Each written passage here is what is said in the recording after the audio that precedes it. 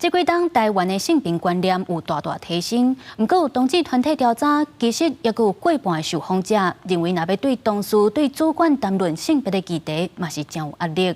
另外，嘛有一半的人拢会尽量避免去健身房、游泳池一寡所在，所以同志团体就呼吁相关单位应该要继续推动性平教育，嘛要建设性别优先空间，而且应该放任变更法定性别的条件。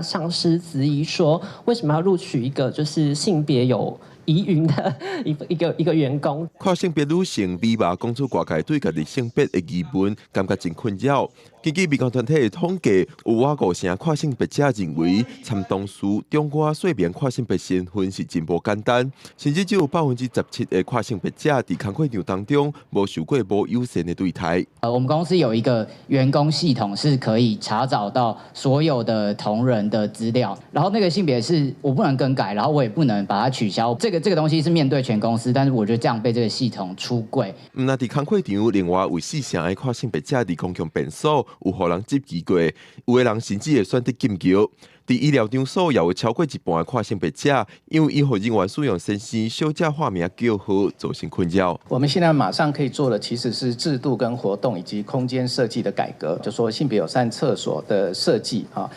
当他去除了性别检查之后，可能可以让跨性别者在如厕的这个权利上，可能需求比较可以满足。教育当然是大忌，那去承认跨性别的性别认同，去理解性别是一个隐私，甚至去打破这个2分性别的设计，这个当然都是